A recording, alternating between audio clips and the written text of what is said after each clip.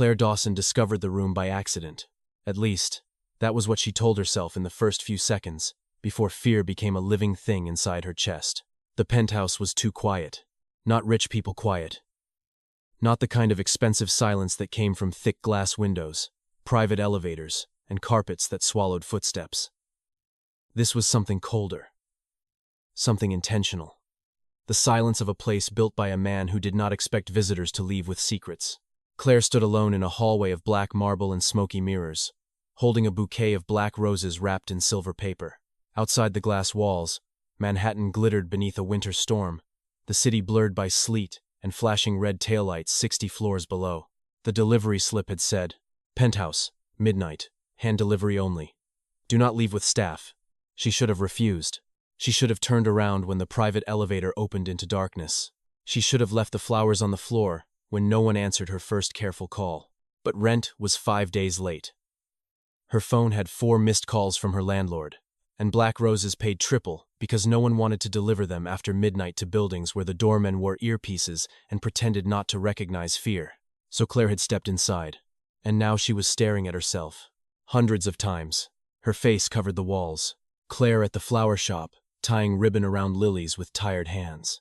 Claire buying gas station coffee at 6:12 inches the morning.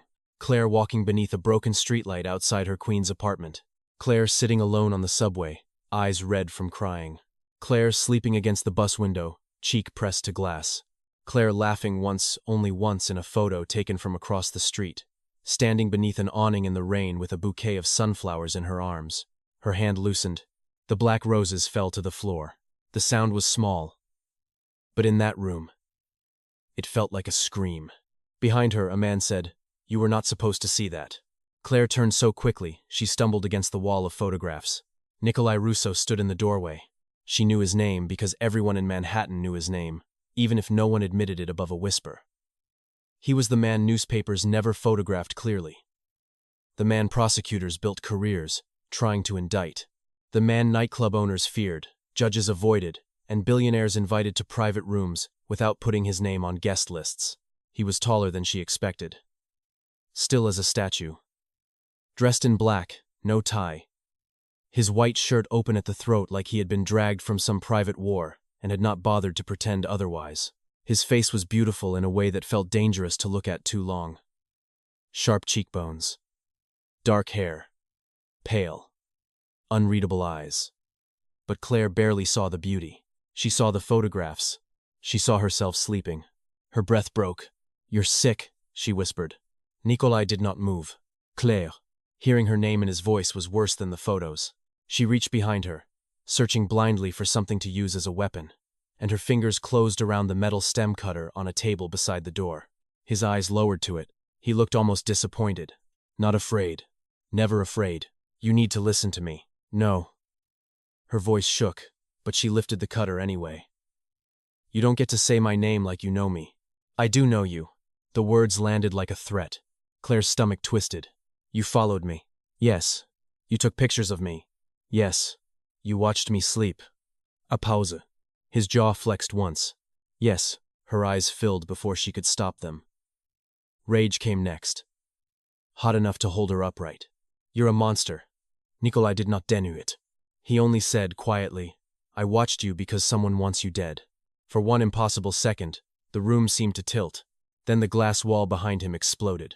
Not cracked, not shattered slowly. Exploded. A storm of glass burst inward from the living room. Wind screamed through the penthouse. Claire dropped to the floor as bullets tore through the hallway, ripping photographs from the walls, shredding paper versions of her face. Nikolai moved before she understood what was happening. He crossed the room like violence made human, grabbed her around the waist, and dragged her behind a marble column, just as another line of gunfire sliced through the place where her head had been. Claire screamed. His hand covered her mouth instantly. "Do not make a sound," he said against her ear. His body shielded hers completely. She could feel his heartbeat through his shirt. Not racing. Not panicked. Controlled. That frightened her more than the bullets. Men shouted somewhere beyond the glass. The city wind roared. Red lights flashed from security alarms hidden along the ceiling. Claire clutched the metal cutter so tightly her palm burned. Nikolai looked down at her hand. "You can stab me later," he said. "Right now." Crawl. Before she could answer, he pulled a black pistol from behind his back and fired twice into the smoky living room. 2 bodies hit the floor somewhere beyond the hallway. Claire froze. Nikolai's eyes cut to hers. Crawl, Claire. There was no softness in his voice, no romance, no comfort, only command. And because death was breaking into the penthouse around them, Claire crawled. They moved through smoke and broken glass, past walls of money and silence and secrets. The penthouse was enormous, stretching across the entire top floor, with black stone floors, a sunken living room, and windows that looked out over a city now blurred by fire alarms and sleet. Men in masks came through the shattered terrace doors. Nikolai killed the lights. Darkness swallowed everything. Claire felt his hand on the back of her neck, guiding her down behind a low table. His fingers were firm, possessive, not gentle enough to comfort her, but careful enough not to hurt her. That confused her. Everything about him confused her. The monster had walls full of her photos. The monster had also thrown his body over hers when bullets came through the glass. Service corridor, he murmured. What? Behind the wine wall. Why would I know where that is? His eyes flicked toward her. Because you notice exits. She hated that he knew that. She hated even more that he was right. A masked man appeared at the far end of the living room. Nikolai shoved Claire behind him and fired once. The man dropped. Claire gagged. Nikolai did not look away from the smoke. Move. They reached a wall of dark glass wine shelves. Nikolai pressed his palm against a hidden panel. The shelves slid open, revealing a narrow corridor lit in red emergency light. Claire staggered inside. He followed, then stopped. Behind them, flames began climbing the curtains. Claire's eyes widened. What are you doing? Nikolai opened a panel beside the door and typed in a code. Sprinklers did not activate. Instead, a deep mechanical hum vibrated through the walls. The smell of gasoline sharpened the air. Claire stared at him. No. He looked back at the ruined penthouse, at the broken glass, at the torn photographs of her, scattered like evidence across the floor, at the men coming for her. Then he struck a silver lighter. The flame painted his face gold for half a heartbeat. This place knows too much about you, he said. Claire barely breathed. Nikolai. He dropped the lighter. Fire ran across the marble like a living animal. The penthouse ignited. Flames swallowed the photographs first. Every image of Claire curled, blackened, vanished. Nikolai Russo, the most feared man in Manhattan, did not look back as his multi-million-dollar home burned above the city. He grabbed Claire's hand and pulled her into the dark. 12 hours earlier, Claire Dawson had been arguing with a bucket of roses. The roses were winning. Their thorns had torn 3 thin red lines across her wrist, and the stems refused to sit straight in the display vase no matter how many times she rearranged them. Black roses are dramatic, said Mrs. Alvarez from behind the counter. Rich people love dramatic. Claire glanced at the bucket of almost black flowers, their petals so dark red they looked bruised. They look like funeral flowers. Exactly. Rich people also love pretending they are already ghosts. Claire laughed because Mrs. Alvarez had that effect on people. The old woman owned Midnight Bloom, a tiny flower shop pressed between a closed tailor and a luxury skincare clinic in Manhattan. The shop survived because wealthy people always needed flowers for apologies, funerals, mistresses, and wives who knew about mistresses. Claire worked there 6 days a week and delivered on the 7th when rent demanded sacrifice. She was 27, tired in the bones, and too proud to tell anyone she had been watering down her soup for 3 nights. Her hair was pinned messily at the back of her neck. Her coat had a missing button. Her boots were polished only at the toes because that was all anyone saw when she handed over bouquets at doorman buildings. She had learned to appear fine.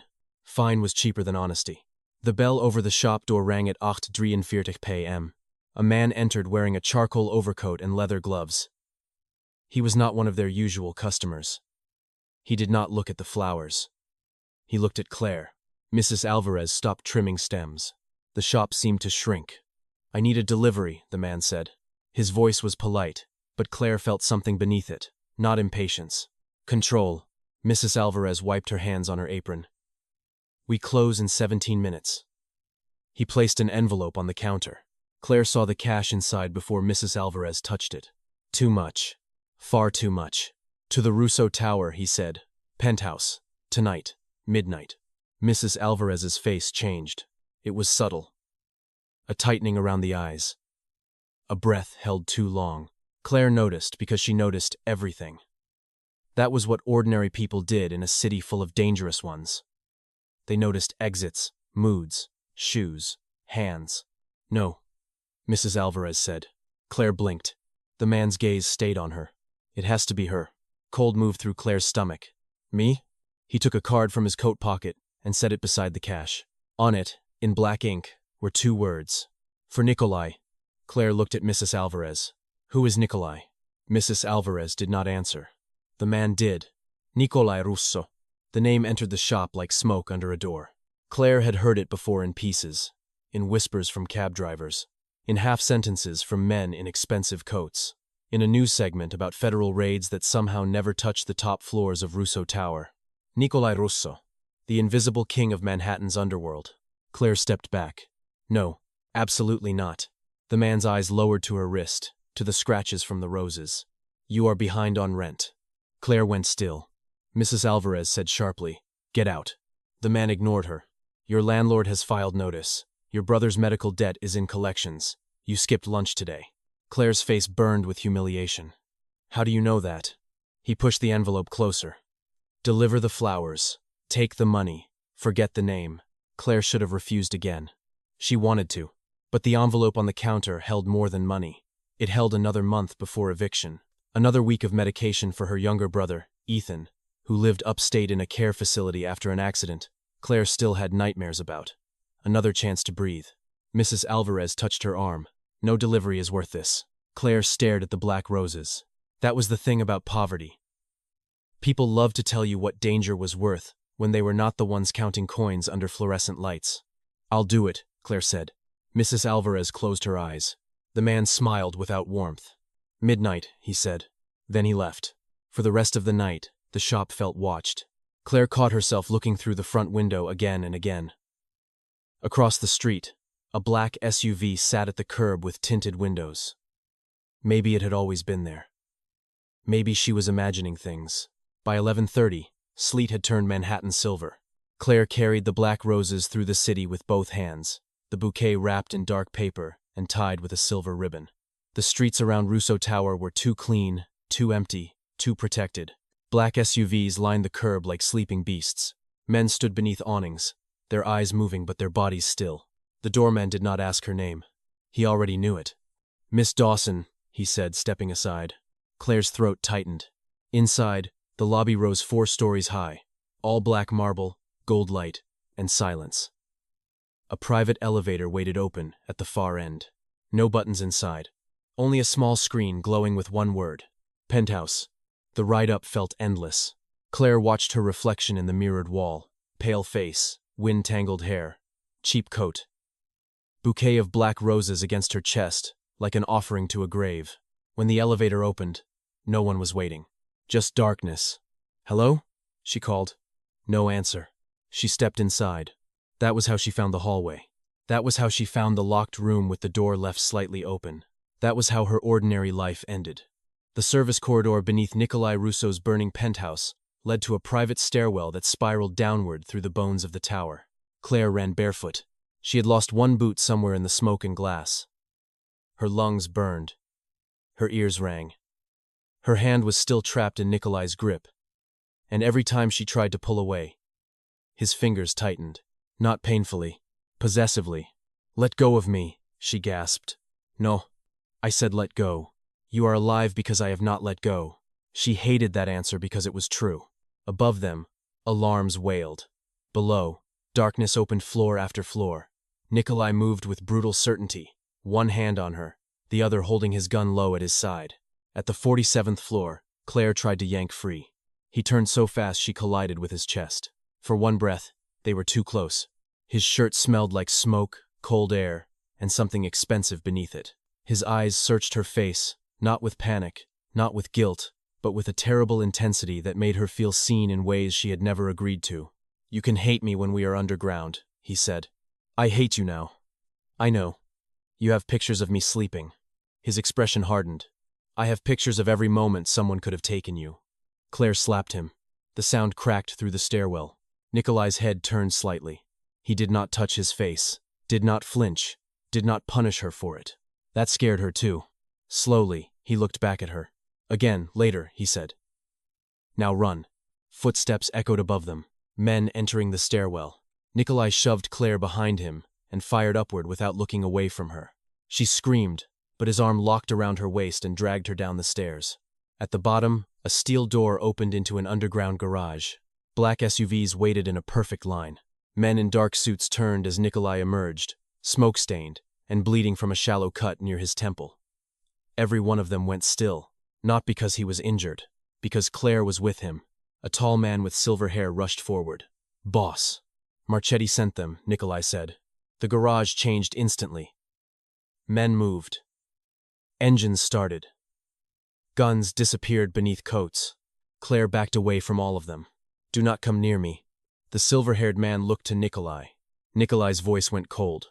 "No one touches her." The order landed harder than a shout. Claire looked at him. He did not look back. He was watching the garage entrance, his body angled in front of hers, protecting her again, or guarding his property. She could not tell. A young man opened the rear door of the nearest SUV. Claire shook her head. "No, I'm not going anywhere with you." Nikolai finally turned. Behind him, through the garage ramp, firelight flickered high above the city where his penthouse burned like a fallen star. "Claire," he said. Something about the way he said her name cut through the noise. Not soft, not pleading, but certain. "If you leave me tonight, they will take you before sunrise." "Who?" His jaw tightened. "People who know what you are worth." "I'm worth nothing." His eyes darkened. "That is what they need you to believe." Before she could answer, a bullet struck the windshield of the SUV beside her. The glass spiderwebbed. Claire froze. Nikolai moved. He swept her into the back seat and covered her body with his as the SUV roared forward. Claire was pressed beneath him, her cheek against leather. His weight braced above her so he would take the bullets before she did.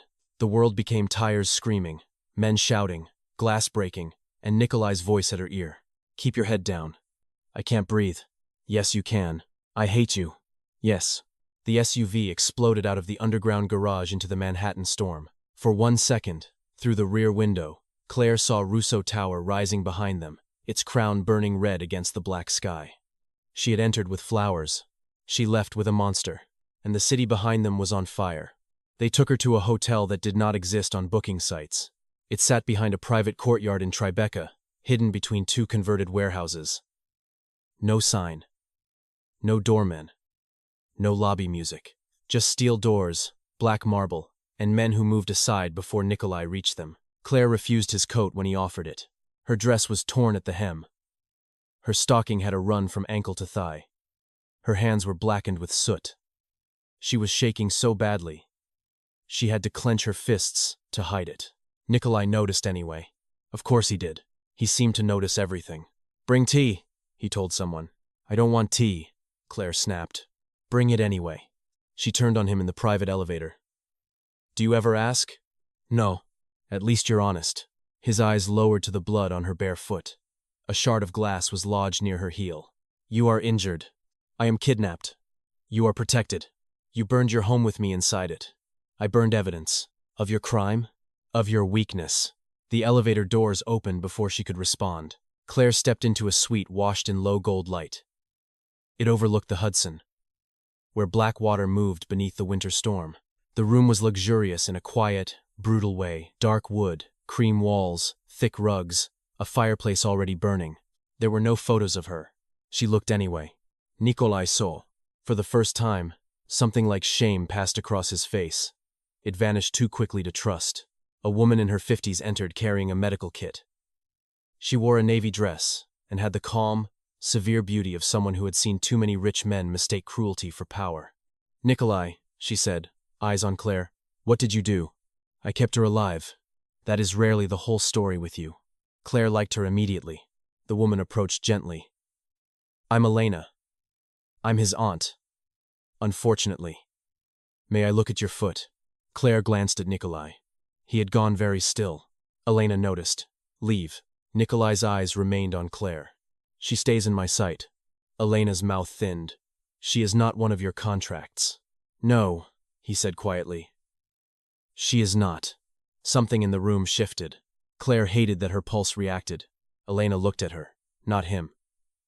"Do you want him to leave?" "Yes," Claire said. Nikolai's expression closed. For a second, Claire thought he would refuse. Then he walked to the door. Before leaving, he looked back once. His gaze moved over her face, as if memorizing proof that she was still breathing. Then he was gone. The moment the door closed, Claire's body gave out. She sat on the edge of the bed and covered her mouth with both hands. Elena knelt in front of her, taking Claire's injured foot with surprising gentleness. "You're safe for the moment." Claire laughed once, brokenly. "With him?" Elena looked toward the door. "With him is complicated. Away from him is worse." The glass came out with a sting. Claire barely felt it. "Why does he have photos of me?" Elena was silent too long. Claire's heart sank. "You knew." "I knew he was watching someone," Elena said. "I did not know the room existed." "Why me?" Elena wrapped Claire's foot in gauze. "That is Nikolai's truth to tell." "I don't want his truth. I want the police." Elena looked up.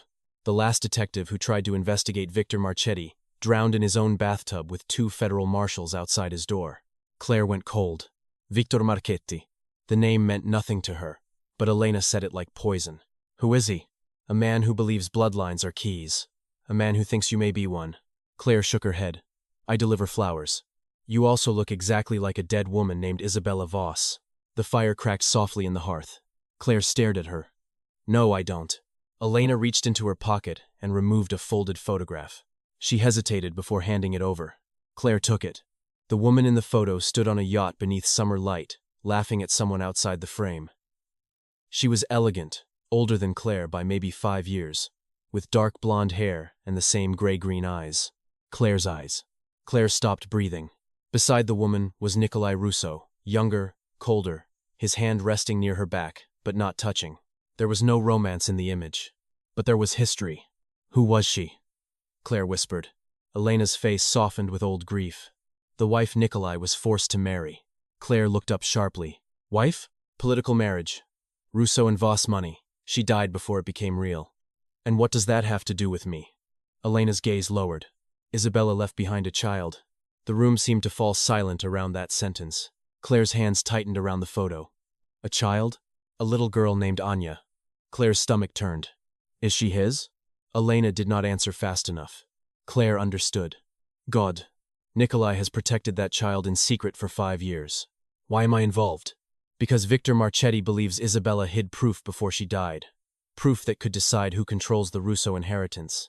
And now he believes you either have it—" Elena looked at the photograph in Claire's hand. "Or you are the proof." Claire stood too quickly, pain flashing up her foot. "No, I don't know these people. I don't know any child. I don't know Nikolai." The door opened. Nikolai stood there. His gaze went first to her bandaged foot, then to the photo in her hand. His face became unreadable. Claire lifted the picture. "You were married." "Yes." "You have a child." "No." Elena closed her eyes. Claire stared at him. "Do not lie to me." Nikolai stepped inside and closed the door. "I have protected a child," he said. "I did not create her." "Then whose is she?" A muscle moved in his jaw. "My brother's." Claire did not know why that hurt. Maybe because for one awful second, she had imagined a woman and a child in his past. A softness that made the monster human. A love that explained the room. But his answer was colder. And somehow sadder. "My brother, Alexei, married Isabella in secret before my father forced her name onto mine for business. Victor found out. He killed them both before they could leave New York." Us.com. Us.com. Toss.com. Us.com. Tot.com. Tot.com. Tot.com. Claire's anger faltered. "They were murdered?" Nikolai's eyes stayed on hers. "In front of me." The room changed. Not enough to forgive him. Enough to understand the silence around him. Claire looked at the photos in her memory. Herself at coffee shops. Subway stations. Alone in the rain. "So you watched me because I look like her?" At first, the honesty was too sharp. And then, he looked away. Elena stood. "Nikolai." He ignored her. "Then men began following you." "Different men. Careful men. Marchetti's men. They watched your apartment, your shop, your brother's facility. I started watching them." Oh. Claire's throat tightened at the mention of Ethan. "My brother? He is safe." "You had no right." "No," Nikolai said. "I had necessity." "No, You had obsession. His eyes returned to her. For the first time, he did not deny it quickly. Claire felt that pause like fingers on her skin. Elena's voice softened. Claire. Isabella had a younger sister who vanished as a child. There were rumors she survived under another name. Claire frowned. My parents died when I was 9. Car accident. I grew up with my aunt until she got sick. I'm not some missing mafia princess. Nikolai's gaze sharpened. What was your aunt's name? Margaret Dawson. Elena's face went pale. Claire saw it. What? Nikolai walked closer. Claire stepped back. He stopped immediately. The restraint was almost worse than force. Elena, he said. Elena exhalet.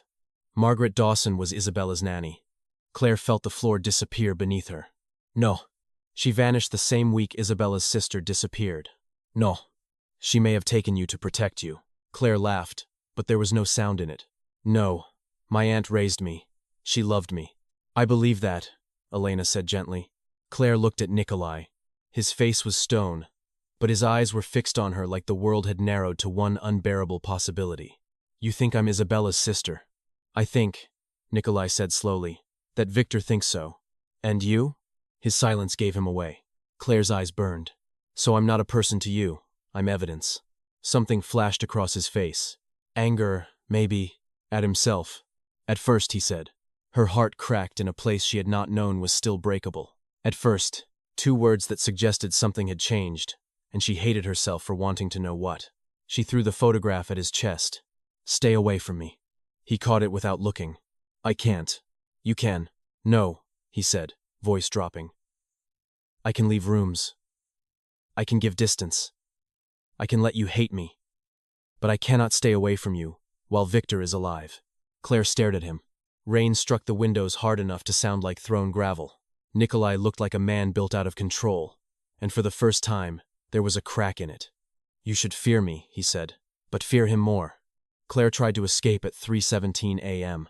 She waited until the suite went silent, until Elena had left, until the guard outside her door stepped away to answer a call. Then she took the hallway. Her bandaged foot hurt inside borrowed shoes. Her coat had been replaced by a cashmere wrap she did not want and would never admit was warm. She moved past closed doors, down a service stairwell, and into the hotel kitchen. For 5 minutes, she felt almost free. Then she reached the alley. A black sedan waited at the curb, the back window lowered. A man with silver hair and kind eyes looked out. Not Nikolai's man from the garage. Older. Softer. Somehow more terrifying because of it. Claire Dawson, he said. You look even more like her in person. Claire turned to run. A man stepped from the shadows behind her. She froze. The silver-haired man opened the door. Do not scream. The Russo Hotel has cameras. I would rather not make a mess this close to his house. You're Victor Marchetti. He smiled. So he told you about me. Good. Then you know I am more honest than Nikolai. Claire's pulse hammered. You tried to kill me. No, I tried to collect you. Nikolai turned it into theater. He held out a phone. On the screen was a live video. Ethan, Claire's brother, sat in his wheelchair in the common room of his care facility, head lowered. Unaware, a man in a dark jacket stood near the window behind him. Claire's blood went ice cold. Victor's voice softened. There, now we understand each other. What do you want? Something your aunt left you. She left me medical bills and a box of old Christmas ornaments. She left you a key. Claire thought of her apartment. Of the shoebox under her bed. Of the tiny brass key on a chain that had belonged to Aunt Margaret. A key she had kept because grief turned useless objects sacred. She tried to hide her reaction. Victor saw it anyway. There it is, he murmured. A door slammed open behind her. Nikolai entered the alley without a coat. White shirt sleeves rolled to his forearms, pistol in hand. Every man in the alley turned. The air itself seemed afraid of him. Victor smiled wider. Nikolai, still burning houses for women who don't belong to you? Nikolai's eyes were on Claire. Not Victor. Not the guns. Claire. Come here, he said. The words were calm, but something underneath them was raw. Victor clicked his tongue. She is not a dog. Nikolai did not look at him. Claire. She hated that her body wanted to obey. Not because he commanded her. Because beside him, danger felt direct. Beside Victor, it felt surgical. Victor lifted the phone again. Ethan's image glowed in the alley darkness. One step toward him, Victor said. And your brother stops breathing. Claire stopped. Nikolai's face changed. Only slightly, but Victor saw it and smiled. There he is. The famous Russo weakness. Nikolai's gun remained at his side. Your problem is with me. No, Victor said. My problem is that your father built an empire on stolen blood, and Isabella tried to give it back before your brother ruined everything with love. Claire could barely hear over her pulse. Victor looked at her. You are not Claire Dawson. You are Clara Voss, last living daughter of the Voss line. Your signature opens the trust. Your blood confirms the inheritance.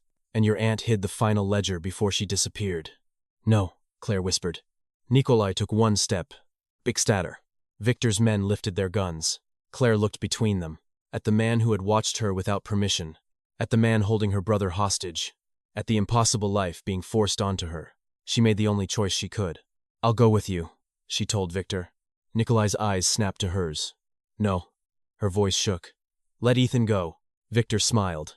Claire, Nikolai said, and this time her name sounded almost wounded. She could not look at him. If I stay, my brother dies. If you go, you die. Then stop him. The alley went silent. For one suspended second, the city held its breath. Then Nikolai raised his gun and shot the phone out of Victor's hand. Gunfire exploded. Claire dropped. Nikolai crossed the alley through bullets like he had no interest in surviving without her.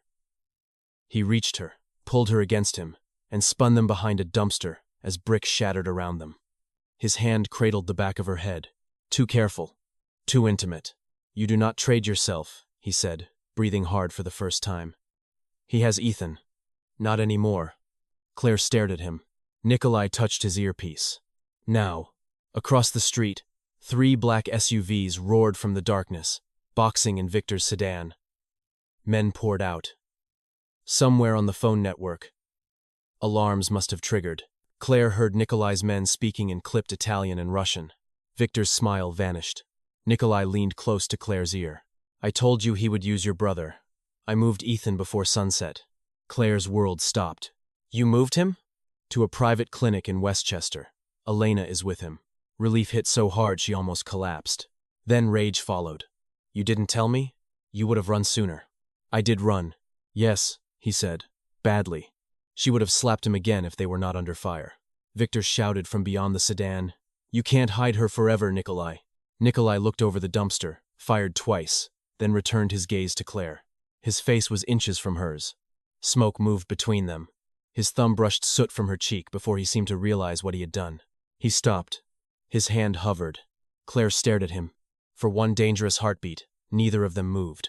Then a bullet struck the metal beside her head. Nikolai's face went cold. The moment vanished. He pulled her up and ran. By dawn, Claire was inside a safe house on the Hudson River. It was not a house so much as a fortress pretending to be one. Stone walls. Narrow windows. Iron gates. Cameras hidden in winter vines. Inside, the rooms were warm and old, with dark bookshelves, velvet furniture, and fireplaces that smelled faintly of cedar. Nikolai disappeared into meetings. Claire found Ethan asleep in a downstairs bedroom. The sight nearly broke her. Her younger brother looked thinner than he had 2 weeks ago, his dark hair falling over his forehead, one hand curled on top of the blanket. The accident had taken his ability to walk without assistance and left him with long silences that doctors called trauma and Claire called guilt. He woke when she touched his hand. Claire? She sank beside the bed. I'm here. Bad men? Her eyes filled. Not anymore. Ethan looked past her. Nikolai stood in the doorway. Claire had not heard him enter. Ethan studied him with the blunt honesty of someone whose brain no longer wasted energy pretending. You're the scary one.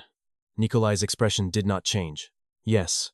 Are you scary for her or at her? Claire went still. Nikolai's gaze moved to her. For a long moment, he said nothing. Then quietly, for her. Ethan seemed to consider this. Good. Claire looked away, wiping her face before either of them could see too much. But Nikolai saw. He always saw. Later, she found him in the library. He stood near the fireplace, speaking in low tones to the silver-haired man from his garage. The man's name, she had learned, was Luca. His consigliere, his shadow. On a table between them lay maps, photographs, names, bank accounts. Her life turned into strategy. Claire entered without knocking. Both men stopped talking. I want to see the room. Nikolai's eyes narrowed. What room? The room where you keep everything you know about me.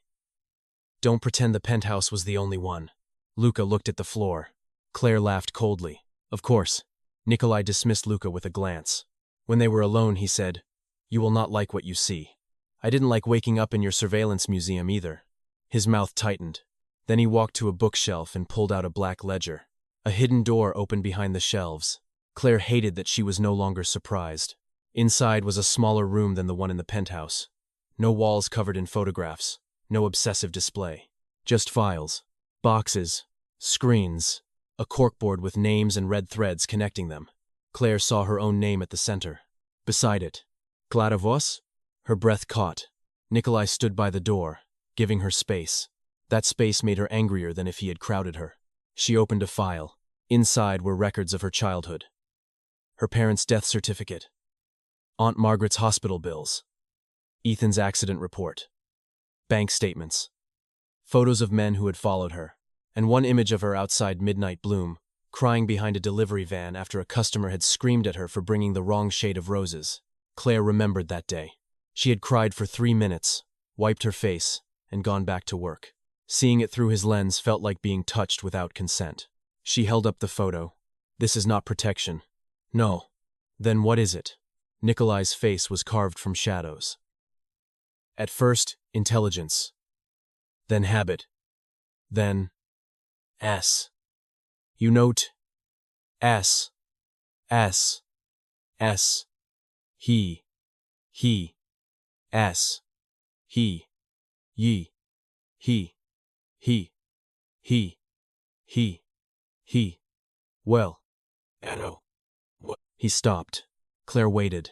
He looked at her like the word might ruin them both. Need. Her chest tightened despite herself. No, don't do that. Do what? Make it sound romantic. It is not romantic, he said. It is ugly. I know that. She stared at him. The firelight from the library cut across his face, turning one side gold, the other dark. I spent years learning how men destroy what they cannot own, he said. I became better than them at it. Then you walked through the city with flowers in your arms, smiling at people who did not deserve it. And every instinct I had became a weapon pointed in the wrong direction. Claire could not move. I watched because Victor watched. I kept watching because when I stopped, I thought about you anyway. Her pulse betrayed her. Nikolai, I am not asking you to forgive me. Good. I am asking you to survive long enough to hate me properly. It should not have made her want to laugh. It did. A small, broken sound escaped before she could stop it. His eyes changed. Not softened, but warmed, just enough to be dangerous. Then Claire saw another file. Marked. Anya. She reached for it. Nikolai's hand closed over the folder first. No. The word was quiet. Absolute. Claire looked at his hand, then at him. The child. She is not part of this. She is the reason all of this started. She is 5 years old, and I am apparently a dead woman's missing sister. We don't always get to choose whether we are part of something. Nikolai's jaw tightened. Claire stepped closer. Where is she? Safe. With who? People who would die before saying her name. Does she know you? His silence answered. Claire's anger dimmed into something more painful. She thinks you abandoned her. His eyes went cold. That is better than her knowing men would cut her throat to hurt me. Claire flinched. He saw it. Regret passed through him instantly. Controlled but real. I should not have said it that way. No, you probably should. At least then I remember what world you live in. What world we live in, he corrected. Claire shook her head. No, I still deliver flowers. Not anymore. The words hit too hard. She stepped back. There it is. His brow lowered. What? The cage. Nikolai went still. Claire's voice shook, but she held his gaze. You can call it protection. Victor can call it inheritance. Everyone can call me Clara Voss. Key to some bloody empire. But all I hear is men deciding what happens to my life. He did not answer. So here is my decision, she said. I will help you find whatever my aunt hid. I will keep Ethan safe. I will not run to Victor. But you do not own me. You do not watch me in private. You do not touch me. Unless I allow it. And when this is over, I walk away if I choose. Nikolai's eyes locked on hers. The silence stretched. Then he said, Agreed. Claire blinked. She had expected a fight. He stepped closer. slowly enough that she could move away. She did not. But understand me clearly, he said. If anyone tries to take that choice from you, I will burn more than a penthouse. Claire believed him. And that was the problem. Some terrible part of her wanted someone that dangerous standing between her and the world. The key from Aunt Margaret's box fit a locker at Grand Central Terminal. Claire remembered the brass key only after sleeping for 3 hours and waking from a nightmare of burning photographs. She told Nikolai over breakfast. He went completely still. You are certain? Claire sat across from him at a long oak table, wearing borrowed jeans and a sweater Elena had found. Nikolai had not changed much. Black shirt, black trousers, bruised knuckles, controlled silence. Ethan ate pancakes nearby while a guard pretended not to guard him. The key has numbers on it, Claire said. GCT 117. I thought it was from some old storage unit. Nikolai stood. No. Claire frowned. No, you are not going to Grand Central. She set down her coffee. We just made an agreement. The agreement did not include suicide. The agreement included my life belonging to me. His eyes flashed. It belongs to you. That is why I am keeping it intact. Nikolai. The guard at the wall seemed to stop breathing at her tone. Claire did not care. You need that key. Victor needs that key. My aunt wanted me to have whatever it opens. So either you take me with you, or I find a way there without you. Nikolai leaned over the table, palms flat against the wood. Every inch of him radiated control under pressure. You think standing up to me proves you are not afraid. No, Claire said. I am afraid. I'm doing it anyway. Something moved behind his eyes. Fascination. Respect. Desire, buried so quickly she almost doubted it. Almost. Elena entered before the moment could become something else. She's right. Nikolai did not look away from Claire. No. She is the only one who may know what Margaret meant to hide, and if Victor already knows about the key, he will expect you to send men. He may not expect you to bring her through the front door in daylight. Claire raised her eyebrows. That is your plan? Front door? Elena smiled faintly. Sometimes the safest place is the most public one. Nikolai looked like he hated everyone alive. Especially Claire. Especially himself. 1 hour later, Claire entered Grand Central beside him. The station was alive with morning rush commuters, tourists, rolling suitcases, coffee cups, announcements echoing against the celestial ceiling. It should have made Claire feel safer. It did not, because Nikolai Russo beside her changed public space into theater. People moved out of his way before they knew why. Men in suits looked up, then looked down quickly. 2 police officers near the information booth stopped talking. Nikolai wore a dark overcoat and leather gloves. His hand did not touch Claire's back, but it hovered close enough that she felt the heat of it through her coat. Stop doing that, she muttered. Doing what? Almost touching me. His eyes remained forward. I am aware of your boundary. My boundary is not a force field. No, he said. It is a warning. The answer stole her words. They reached the old lockers near a restricted corridor, watched from a distance by Luca and several Russo men disguised badly as travelers. Claire removed the brass key from her pocket. Her hand shook. Nikolai noticed. I can do it. I know. You just want control. Yes. She looked at him. His mouth barely moved. And because if there is a bomb inside, I would rather lose my hands than watch yours disappear. Claire's breath caught. He said it like logistics. Like sacrifice was a simple preference. She turned away before he could see what that did to her. The key slid into locker 117. Inside was a small metal box. No bomb. No dramatic envelope. Just a box wrapped in oilcloth and tied with faded blue ribbon. Claire opened it on a bench beneath the station clock while Nikolai stood guard. Inside were 3 things. A ledger, a birth certificate, a small silver locket. Claire opened the locket first. Inside was a photograph of 2 little girls. One older, one younger. The older girl had Isabella's eyes. The younger had Claire's. On the back, engraved in tiny letters, Isabella and Clara, never separated. Claire's body went numb. No. Nikolai sat beside her. Not touching. Close enough to catch her if she fell. The birth certificate confirmed it. Clara Elise Voss. Born to Helena and Marcus Voss. Not Claire Dawson. Not the abandoned child of 2 unlucky parents. A stolen girl. A hidden heir. A sister erased to keep her alive. Tears blurred the ink. My whole life. Nikolai's voice was low. Your aunt saved you. She lied to me. She loved you. Claire pressed the locket to her mouth. People rushed around them. Trains departed. Announcements echoed. The world continued with cruel indifference, while Claire lost every version of herself she had trusted. Then Nikolai's body shifted. A small movement, barely visible, but Claire had learned his stillness. Something was wrong. What? She whispered. His eyes moved to the upper balcony. Claire followed his gaze. A man in a gray coat raised a phone. Not a gun. A phone. The giant screens above Grand Central flickered, then changed. Claire's face appeared across them. A photograph from the hidden room. Then another. Claire sleeping on the bus.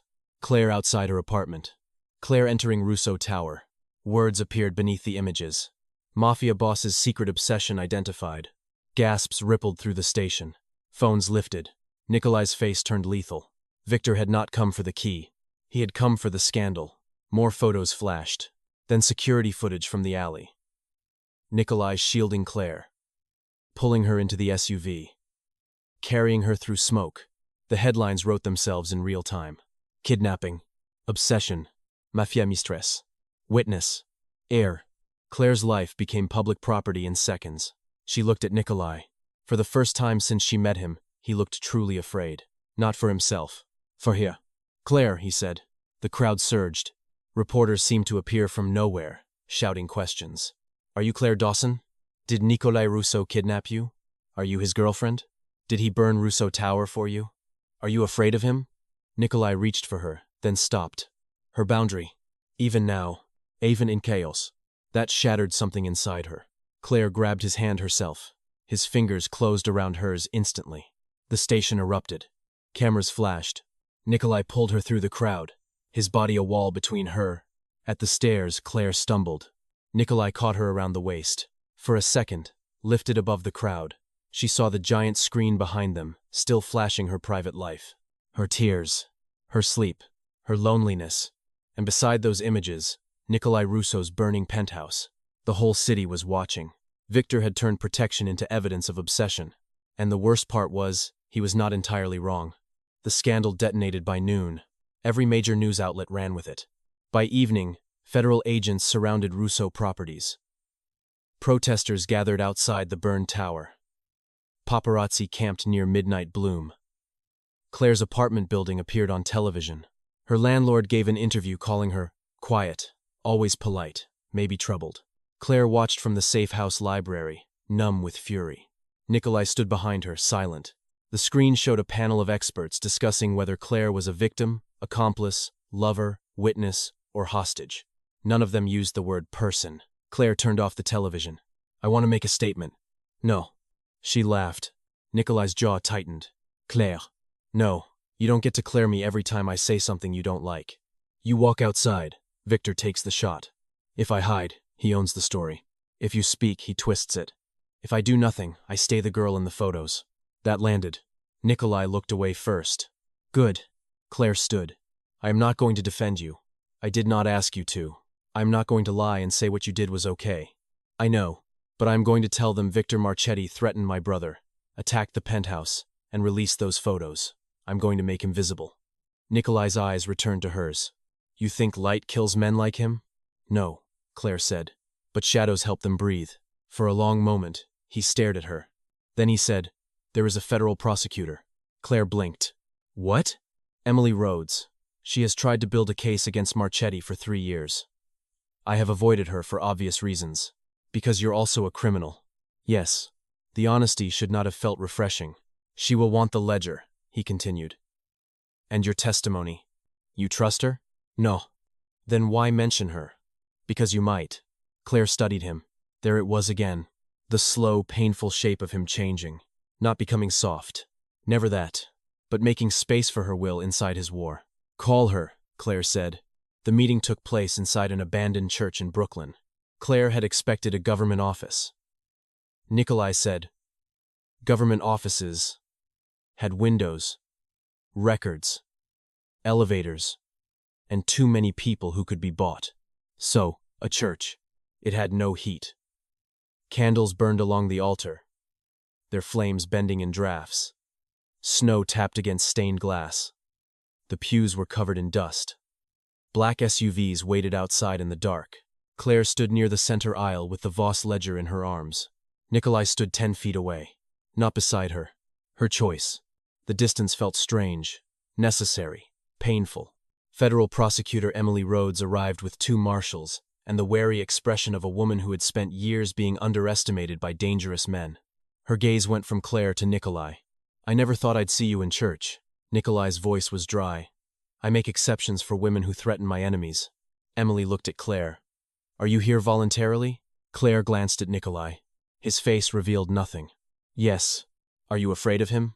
Claire almost said yes, then realized the truth was more complicated. "Yes," she said, "but not the way you mean." Emily's eyes sharpened. Claire held out the ledger. "This belonged to my family. I think it proves Victor Marchetti murdered Isabella Voss and Alexei Russo. I think it also proves he's using shell charities to move money through city contracts." Emily took the ledger carefully. "And what do you want in exchange?" Claire looked toward the stained glass windows, where snow blurred the city beyond. "My brother protected. The child named Anya protected. And I want the truth made public before Victor gets to write it." Emily's gaze flicked to Nikolai. "And him?" Claire did not look at him. "He can answer for himself." "À silence." Nikolai's eyes stayed on her profile. Emily smiled faintly, approving despite herself. "Good." The first shot hit one of the marshals before anyone heard the glass break. The second candle exploded near Claire's shoulder. Chaos consumed the church. Nikolai reached her in less than a second. He did not ask permission. He tackled her behind a pew as bullets tore through stained glass, raining colored shards across the aisle. Claire clutched the ledger to her chest. Nikolai's body covered hers. Again. Always. His voice was at her ear.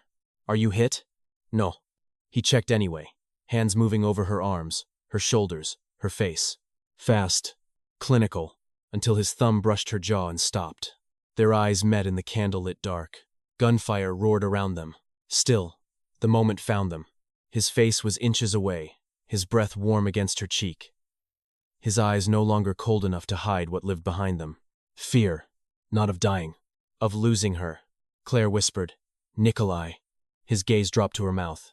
Then he pulled back like restraint physically hurt him. "Stay down." He rose into the gunfire.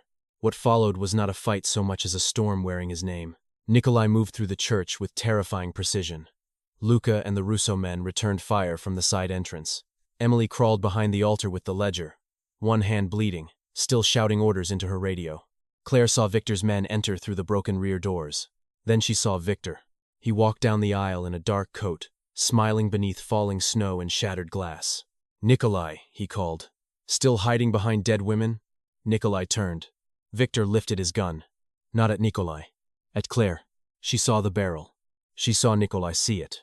And for the first time, his control broke. He crossed the aisle with a sound that was almost a roar. Victor fired. Nikolai took the bullet high in the shoulder and kept moving. Claire screamed. He slammed into Victor, driving him into the altar steps.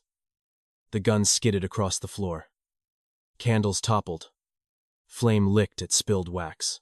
Victor laughed, even as Nikolai's hand closed around his throat. "There he is," Victor choked. "The animal." Nikolai's eyes were black. Claire knew in that instant he would kill him. In a church, in front of a federal prosecutor, in front of her, and some dark, wounded part of Claire wanted him to. For Ethan, for Isabella, for Anya, for every photo Victor had turned into a weapon. But she also saw what killing Victor here would cost. Not legally, spiritually. Nikolai would step fully back into the monster everyone believed he was, and whatever fragile human thing had begun between them would burn with the church. Claire stood, trembling. "Nikolai." He did not hear. His hand tightened. Victor's face purpled. "Nikolai." This time, he froze. Slowly, he looked back. Claire stood in the aisle, surrounded by broken glass and candlelight, tears on her face, the blackened church burning at the edges. "Don't let him decide what you are." The words crossed the distance between them. Nikolai's chest rose and fell. His hand remained around Victor's throat. Victor smiled weakly. "She thinks she saved you." Nikolai looked down at him, then leaned close. "No," he said softly. "She did." He released him. Victor gasped. Emily's marshals seized him seconds later. Nikolai stepped back, blood spreading across his shoulder. Claire ran to him. She forgot boundaries, forgot fear, forgot every reason she should not touch him. Her hands pressed to his wound. "You were shot." His eyes searched her face. "You are unharmed." That is not an answer. It is the only one that mattered. She wanted to hate him for that. Instead, She cried harder. His uninjured hand rose toward her cheek. Stopped. Always stopping. Claire covered his hand with hers and brought it to her face. The church went quiet around them. Nikolai's expression shifted as if she had just handed him something more dangerous than a weapon. Trust. Not forgiveness. Not yet. But trust. Outside, sirens approached through the snow. Inside, Victor Marchetti was dragged past them in handcuffs, his empire cracking open under the weight of the ledger. He looked at Claire once. This is not over. Nikolai stepped between them. No, he said. But you are. The next 3 weeks turned Claire into a headline. The hidden Voss heir. The flower girl linked to the Russo empire. The woman in the photos. The alleged obsession of Nikolai Russo. The scandal should have destroyed her. Instead, Claire used it. Emily Rhodes built the case with vicious speed. The ledger opened accounts, names, judges, offshore trusts, city contracts, and murder payments that connected Victor Marchetti to half the respectable men in New York. Claire testified behind closed doors first. Then publicly, she wore a simple navy dress, Elena chose, and sat beneath bright congressional lights, while cameras captured every breath. Nikolai watched from the back of the room, not beside her, not owning her. Watching, because the world was still dangerous, and because some habits were no longer secrets. When a senator asked if she had been coerced by Nikolai Russo, Claire looked directly at the cameras. Nikolai Russo did things I will never excuse, she said. He watched me, without my consent. He controlled information that belonged to my life. He terrified me. The room went still. Nikolai's fast did not change.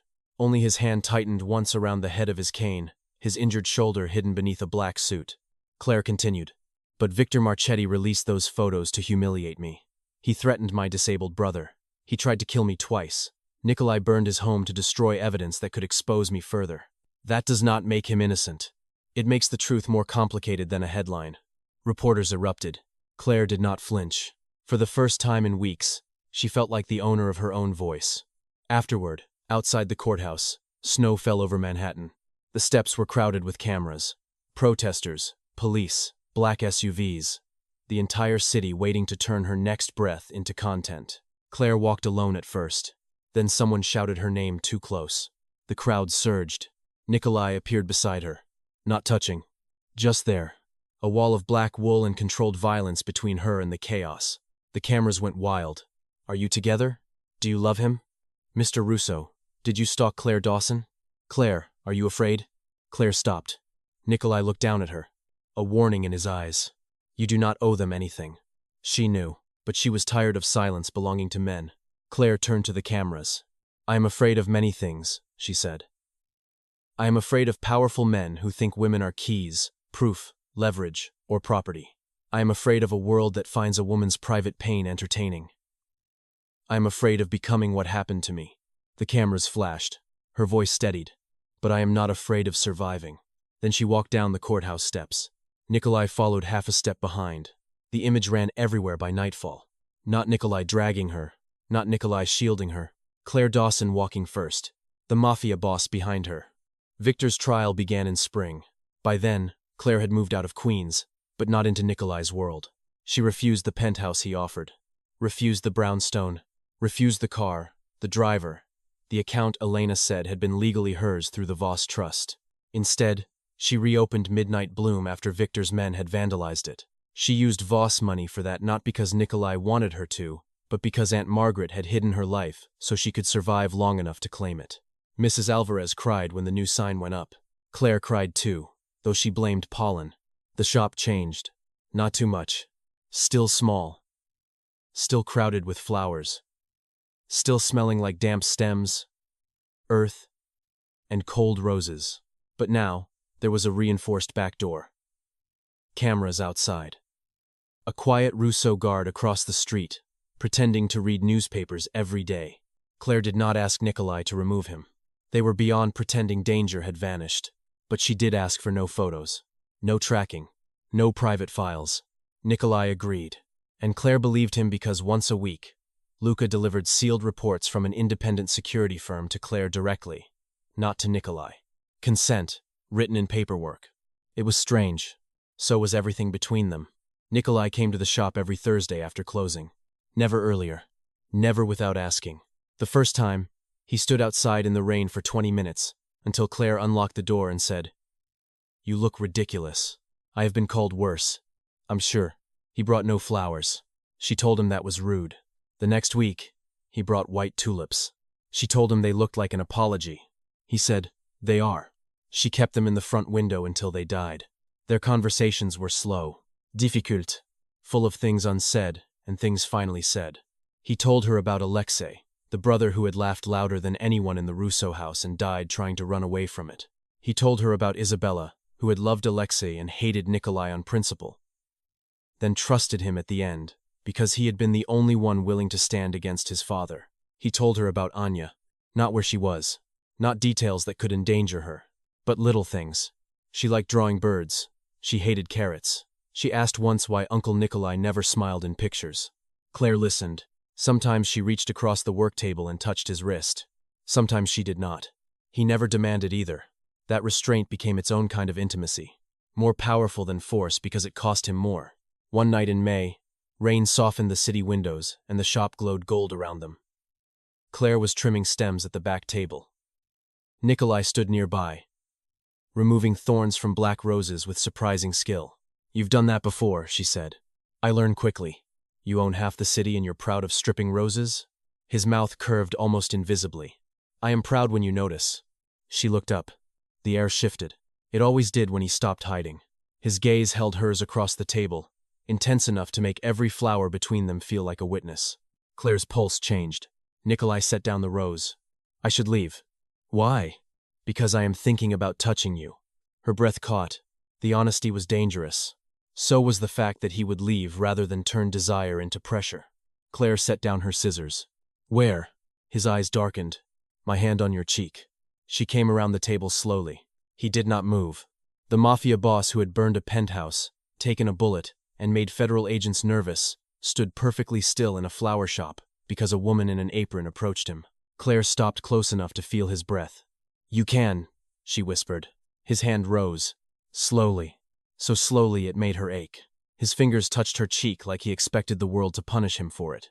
Claire closed her eyes. The contact was gentle, devastating, not because he was soft, because he was not, because every violent instinct in him had been leashed by choice. His thumb moved once along her cheekbone. "Claire." She opened her eyes. "Clara," he corrected softly, then stopped. "Which name do you want?" Her heart twisted.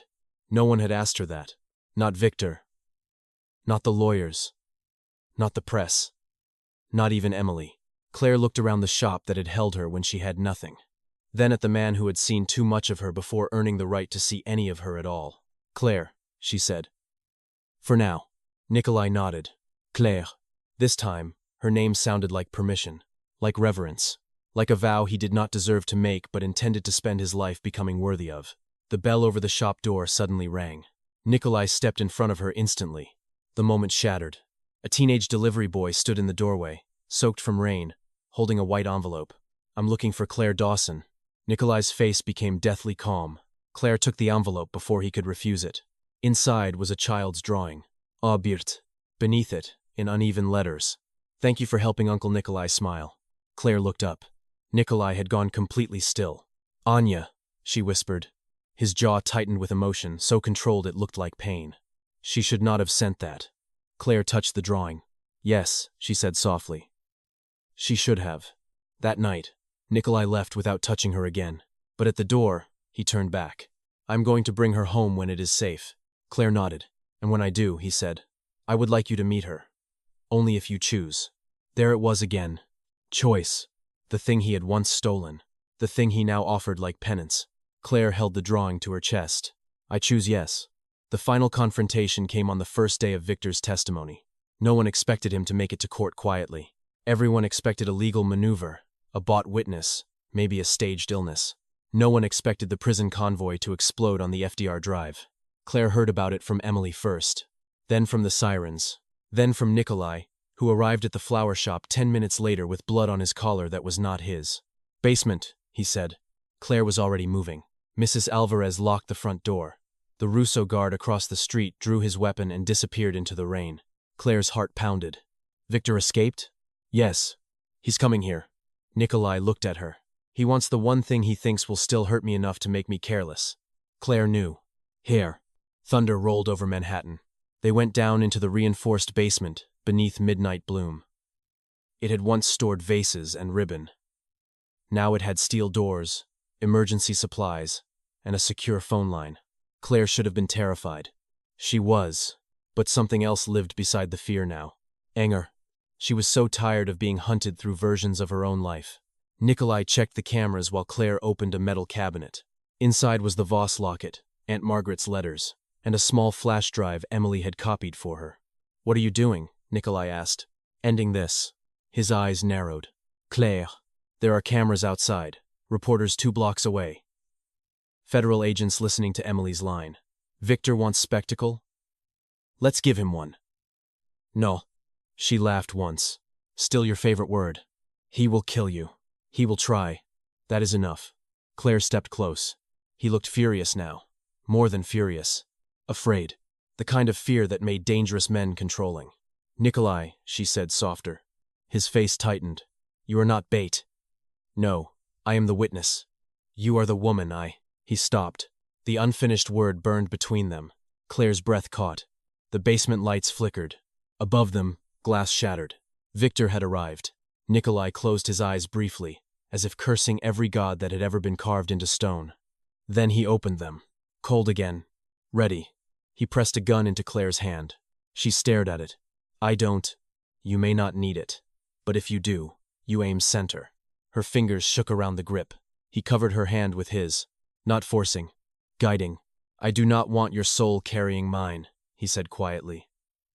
"So only if there is no other way." Footsteps crossed the shop above. Slow. Deliberate. Victor's voice came through the floor. "Claire Dawson. Clara Voss. Flower girl. Heiress. Survivor. How many names does it take before you admit none of them belong to you?" Nikolai's expression turned murderous. Claire lifted the secure phone and called Emily.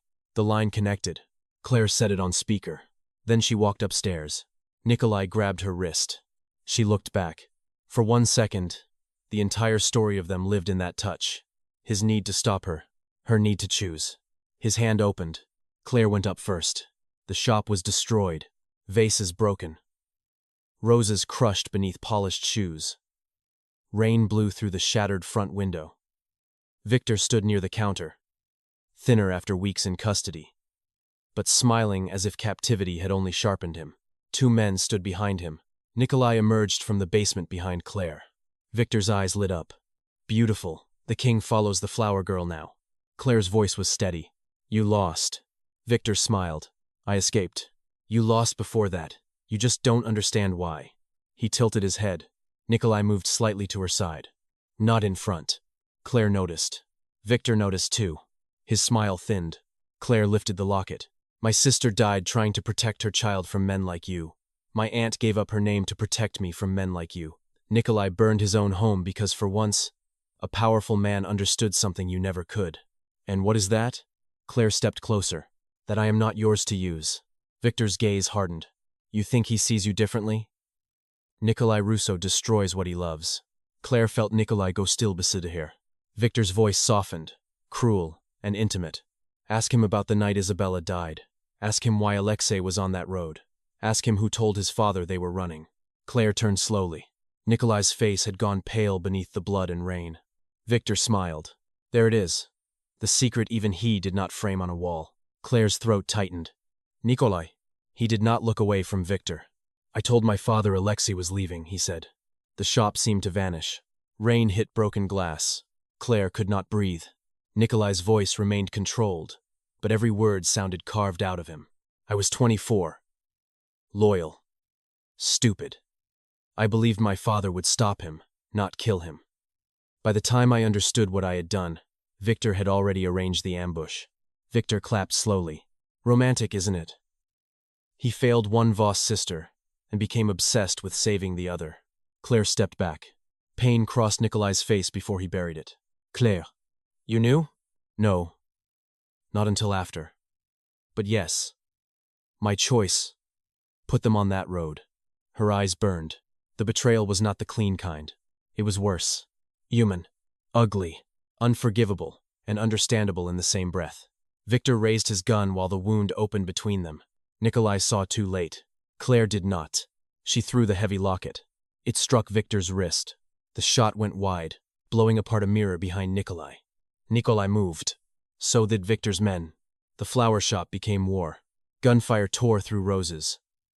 Petals exploded into the air like bloodless wounds. Nikolai drove Claire behind the counter, then turned into the fight with a violence that no longer looked glamorous or distant. It looked desperate. One of Victor's men crashed through the display window. The Russo guard outside fired from the rain. Sirens wailed nearby. Emily had sent agents. Victor grabbed Claire by the hair as she tried to crawl toward the phone. Pain burst across her scalp. Nikolai froze. Victor pressed a gun under her chin. Drop it. Nikolai's weapon lowered. Claire saw his face. All the coldness was gone. Only fear remained. Pure, devastating fear. Victor laughed softly. This is what love does to men like us. Makes them kneel. Nikolai, Claire whispered. He looked at her. Not at the gun. At her. Victor shouted, kneel. Slowly, Nikolai Russo lowered himself to one knee on the floor of Midnight Bloom, surrounded by shattered glass and crushed black roses. Cameras outside caught everything. The feared Mafia Boss kneeling in the rain-lit ruins of a flower shop for the woman he had once watched from the shadows. Victor smiled. There. Now the city will remember you correctly. Claire looked at Nikolai. He did not look humiliated. He looked ready to die if it bought her one more breath. Something inside her broke open. Not forgiveness. Not fully. But love, terrible and inconvenient, and alive. Claire gripped the small pruning knife hidden beneath the counter where Mrs. Alvarez always kept it. Then she whispered, I choose. Nikolai's eyes sharpened. Claire drove the blade into Victor's thigh. He screamed. Nikolai moved like the leash had snapped. He disarmed Victor, slammed him into the counter, and pinned him there as federal agents stormed through the ruined storefront. Emily's voice cut through the chaos. Hands where I can see them. Victor laughed through the pain. Nikolai held him down, breathing hard, one hand at his throat. Again, the choice. Kill him, or let the world finish what Claire had started. Claire touched Nikolai's shoulder. He looked at her. Rain glittered in his hair. Blood marked his mouth. His eyes were full of everything he had never said. She shook her head once. Nikolai released Victor. Emily cuffed him herself. This time, Victor did not threaten anyone. He just stared at Nikolai and Claire as if finally understanding the thing he had miscalculated. He thought obsession made Nikolai weak. He never understood that Claire's choice made them stronger. 3 months later, Midnight Bloom reopened again. This time, the front window was made of reinforced glass so clear it looked like nothing stood between the flowers and the city. The opening was small. Mrs. Alvarez insisted on champagne. Ethan cut the ribbon from his wheelchair, grinning wider than Claire had seen in years. Emily came in a gray suit and pretended not to enjoy being handed peonies. Luca stood near the door, terrifying customers by looking mildly pleased, and Nikolai did not come inside. Claire found him across the street in the rain. Of course, black coat. No umbrella. Standing beside a black SUV beneath the streetlight, like the final scene of a movie, he did not believe he deserved to enter. Claire crossed the street. You're late. His eyes moved over her face. I was invited at 7. It's Saitseman, Nelia. I did not want to crowd you. She smiled faintly. You own buildings. You don't crowd flower shops. I used to own things incorrectly. The words settled between them. Claire looked at him for a long moment. Victor was awaiting trial again, this time buried under evidence, witnesses, and attempted murder charges witnessed by half of Manhattan through news cameras. The Russo empire had changed too. Nikolai had cut ties, exposed partners, burned accounts, and turned old blood money into witness protection funds Elena claimed were aggressively anonymous. Anya was coming home soon. Not to cameras, not to the Russo Tower, to a house upstate with horses, guards hidden in trees, and a bedroom painted with birds. Claire had not forgiven everything. Maybe she never would in one clean, cinematic way. But healing was not a door that opened once. It was a lock turned slowly, a choice repeated. Nikolai looked past her at the flower shop. I spoke to Emily today. Claire raised an eyebrow. That sounds dangerous. She agrees. What did you do? I gave her enough to indict 3 men my father protected. Claire went still. That will make enemies. Yes. Why? His gaze returned to hers. Because I am tired of asking you to live in a world I refuse to change. Claire's heart ached. Nikolai. He took something from his coat pocket. Not a ring. Okay. Small. Brass. Ordinary. Claire stared at it. What is that? The key to the last locked room I own. Her breath caught. He placed it in her palm.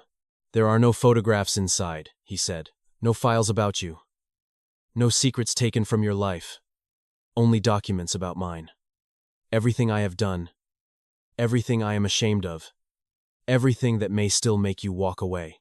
Claire closed her fingers around the key. You're giving me evidence against you? Yes. Why? His voice lowered. Because love without truth is another kind of cage. Rain softened around them. Behind Claire, midnight bloom glowed with golden light, flowers bright against the wet Manhattan night. Through the window, Ethan laughed at something Mrs. Alvarez said. Elena adjusted a crooked ribbon. Luca pretended not to be emotional. The life Claire had rebuilt waited behind her. The dangerous man who had nearly destroyed and saved it stood before her. Nikolai did not ask for forgiveness, did not ask for forever, did not touch her. He only stood there in the rain, giving her the weapon that could end him. Claire stepped closer. His breath changed. Still he waited. She lifted her free hand and touched his cheek. The great Nikolai Russo closed his eyes. Just for 1 second. As if her hand carried more power than any empire he had ever ruled. I'm still angry, she whispered. I know. I still think what you did was wrong. It was. I may never be easy to love. His eyes opened. There is nothing easy in me either. That made her smile through the ache. No, there really isn't. For the first time, he almost smiled back. Claire rose on her toes and kissed him. It was not gentle at first. It was rain and grief and months of restraint breaking open. Nikolai's hands stayed at his sides for one agonizing second, waiting, still giving her room to change her mind. So Claire took his hands and placed them at her waist. Permission. His control fractured. He pulled her close with a sound low in his throat, not claiming, not taking, but holding like a man who had finally been allowed to touch something sacred after years of reaching through glass. The city moved around them. Cars passed. Rain fell. Somewhere distant, sirens faded into the night. When Claire pulled back, Nikolai rested his forehead against hers. Come inside, she said. His voice was rough. Are you sure? Claire looked through the glowing shop window at the people she loved, then back at him. I'm not inviting the Mafia Boss. His eyes searched hers. Then who? The man still learning how not to be a monster. Something in him broke quietly, then healed differently. Claire took his hand and led him across the street. Inside Midnight Bloom, the bell above the door rang. Everyone turned. Nikolai Russo entered the flower shop not as a rumor, not as a king, not as the shadow behind Claire Dawson's life. He entered beside her, chosen, watched by no hidden cameras, protected by no lies. Outside, Manhattan glittered beneath the rain, the rebuilt city reflecting gold against the dark.